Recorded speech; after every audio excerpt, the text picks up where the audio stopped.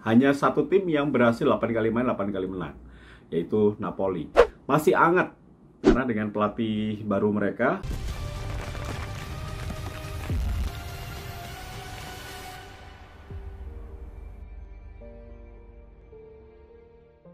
Liga Italia atau Serie A sangat nyaman untuk kita saksikan saat ini. Berbeda dengan beberapa musim lalu, selalu Juve lagi seperti mereka main sendiri.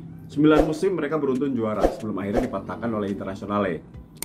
Nah, kalau melihat dari musim 2021-2022 yang baru menyelesaikan 8 giornata atau 8 pekan, ini sangat menarik untuk kita melihat bahwa kembalinya Magnificent Seven atau 7 tim besar seperti di masa lalu ya. Tapi kali ini ada 2 tim yang diganti ya posisinya ya. Parma dan Fiorentina digantikan oleh Atalanta dan juga Lazio. Nah, ini menarik kalau melihat dari posisi saat ini. Hanya satu tim yang berhasil 8 kali main, 8 kali menang, yaitu Napoli. Masih hangat karena dengan pelatih baru mereka, Luciano Spalletti, dan juga memang Napoli memiliki kedalaman skuad yang cukup bagus. Jadi mereka fokus banget di Serie A dan belum ada diganggu oleh cedera pemain. Nah, untuk AC Milan menjadi salah satu tim dari 2 tim yang belum pernah kalah guys di hingga giornata ke-8. AC Milan 7 kali main, 8 kali main, 7 kali menang, 1 kali seri. Jadi Napoli dan AC Milan menjadi 2 tim yang belum kalah hingga giornata ke-8. Nah, AC Milan juga bersama dengan Pioli, ini musim yang ketiga buat Pioli, dan AC Milan juga memiliki keinginan untuk bisa menjadi juara. Biasanya kalau Inter habis juara, Milan pengennya juara. Nah, ini bisa menjadi satu musim yang cukup besar peluangnya untuk AC Milan. Internazionale. Nah, Internazionale mulai berasa kehilangan Lukaku. Berasa kehilangan pemain andalan di lini depan. Karena apa? Karena mereka tidak konsisten nih. Lini belakang juga rapuh. Internazionale sudah kalah 1 kali, 2 kali seri. Jadi 5 kali menang, 2 kali seri, 1 kali kalah. Di sini juga terakhir mereka harus mengakui keunggulan atas Lazio ya. Jadi pertarungan atau pertandingan yang memang berat untuk Inter. Mereka harus kalah menghadapi Lazio untuk pertama kalinya di musim ini. Peringkat 4 adalah AS Roma. Oke, Roma nanti gue bahas nanti ya. Lazio dulu. Lazio ini tim yang terlambat panas dan mulai mendapatkan kepercayaan diri ketika mereka mampu mengalahkan Inter dan mereka berada di posisi kelima. Hanya kalah selisih gol dari AS Roma. Jadi sudah kembali ke tracknya, masuk ke zona Eropa. Ini akan berbahaya. Biasanya memang Sarri selalu kuat dalam pertahanan. Jadi Maurizio Sarri mampu memberikan sebuah karakter baru. Berbeda dengan Simone Inzaghi, Sarri bermain lebih bertahannya bagus, kemudian serangan baliknya juga bagus. Kita tahu dengan Sarri, Milinkovic-Savic semakin tajam, Immobile juga menemukan ketajamannya. Ini akan menjadi satu grafik yang lagi bagus untuk Lazio.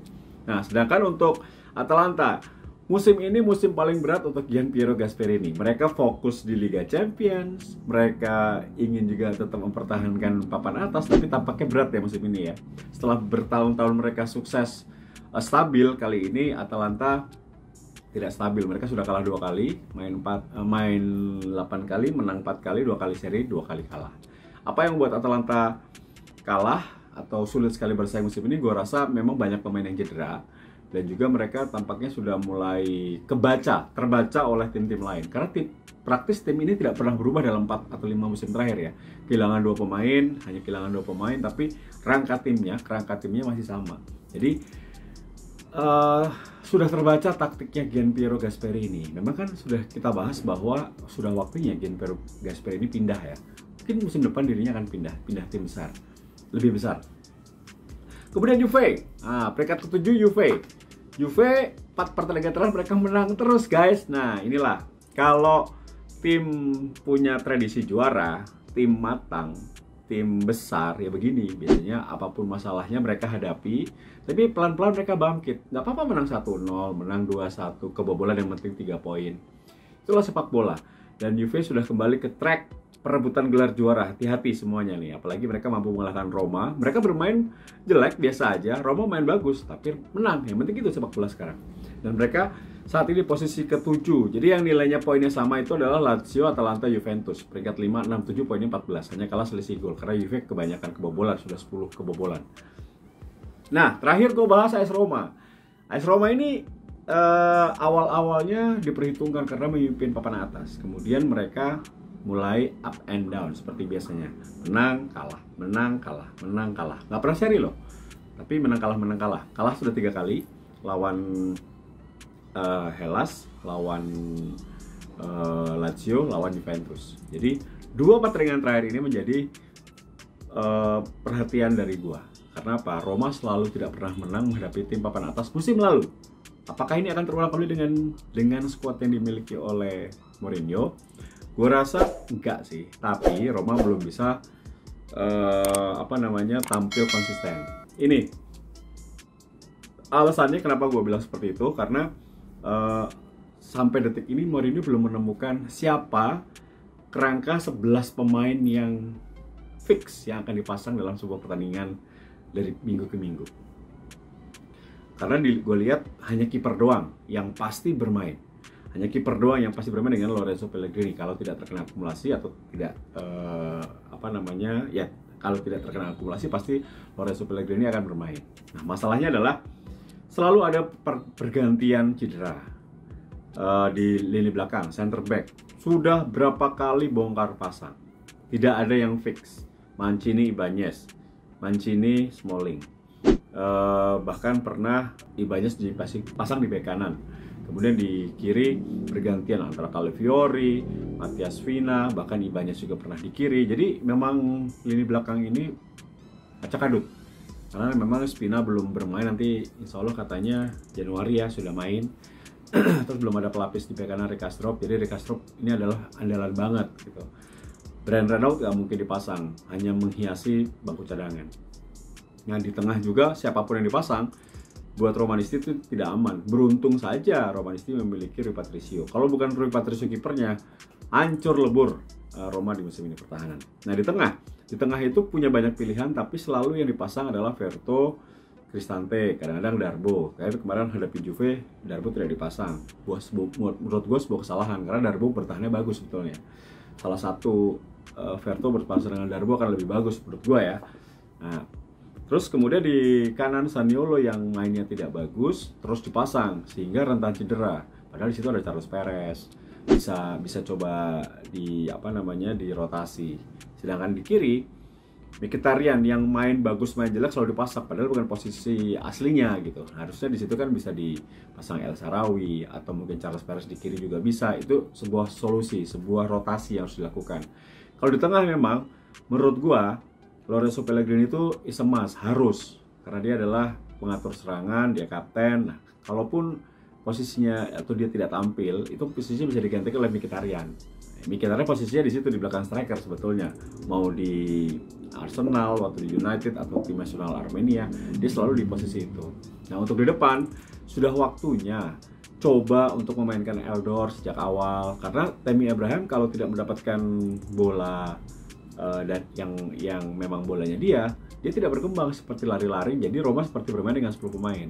Coba mainkan Eldor yang lebih berkreasi lah, berani mau turun ke bawah, nyari bola, terus bisa melebar ke kiri, banyak opsi. Jadi sudah saatnya Mourinho merubah cara bermainnya. Menurut gua sudah berubah sih. Ketika dulu pelatih-pelatih dia melatih di tim-tim sebelumnya, gue lihat dia selalu bermain bertahan ketika menghadapi tim besar. Ketika big match dia selalu bertahan. Tapi di Roma menghadapi Lazio, menghadapi Juve, dia bermain terbuka. Ini sebuah perubahan besar bagi Mourinho, dan dia tidak bisa dikatakan lagi pelatih parkir bus, tidak. Sudah cukup bagus. Hanya saja memang Mourinho di Roma adalah perbedaannya, dia tidak melihat kedalaman squad yang bagus. Yang mungkin 11 pemain yang dipasang terbaik. Ada 2 yang cedera, 2 cedera, Smalling dengan Spina, dan 4 orang lainnya di bangku cadangan. Jadi total cuma 16 pemain yang siap tampil menurut Mourinho. Jadi kembali gua refresh kembali bahwa Mourinho tidak suka dengan pemain muda. Jadi emang harus bersabar. Romanisti kalau memang jagoan kalian salah satu pemain muda itu akan jarang banget dipasang. Pasti pemain yang udah jadi.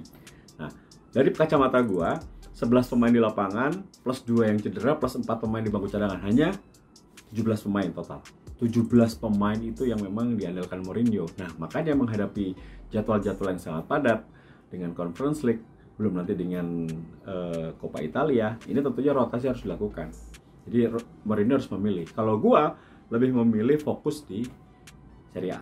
Harus masuk 4 besar, harus masuk 4 besar untuk bisa kembali menaikkan Roma secara bisnis, secara nama, secara kepercayaan fans, sehingga Roma bisa kembali ke Liga Champions Eropa musim depan. Itu langkah pertama, target utama gitu. Kalau juara, sekali lagi gue bilang, juara itu berat banget karena kedalaman skuad Roma tidak seperti Inter, Juve, AC Milan. Nah, Napoli aja kedalaman skuadnya nggak bagus, tapi mereka belum kepleset aja. Mereka masih seneng-seneng di atas. Jadi kalau udah kepleset, ada masalah internal atau sudah mulai ada gangguan, sulit. Napoli ya sementara ini di atas oke. Tapi nanti pada akhirnya duo Milan, Juve itu akan tetap berada di 4 besar lah. Nah, tinggal satu lagi di rebutannya Lazio, Roma, Atalanta, dan juga Napoli. Seru jadinya. Jadi itu opini gue sampai Giornata ke-8. Tentunya untuk Romanisti yang kemarin kalah lawan Juve biasa, udah nggak apa-apa. Mainnya bagus, udah ada progres gitu. Kalau main jelek, kemudian kalah gitu boleh kalian sedih. Ini mainnya bagus. Meskipun ada catatan ya, finishing, kemudian tidak bisa keluar dari high pressing Juve gitu. Tapi nggak apa-apa. Kita akan melihat menghadapi Napoli nanti apakah menjadi satu momen kebangkitan AS Roma. Kalau bisa menang lawan Napoli, mentorehkan kekalahan pertama Napoli, wah itu sebuah prestasi atau sebuah hal yang bisa kembali menimbulkan kepercayaan diri. Terima kasih sudah menyaksikan Tes Pro TV. Itu ulasan gua hingga Giornata ke-8 Serie A Liga Italia. Sampai ketemu lagi di lain kesempatan. Tio Nugroho sign out.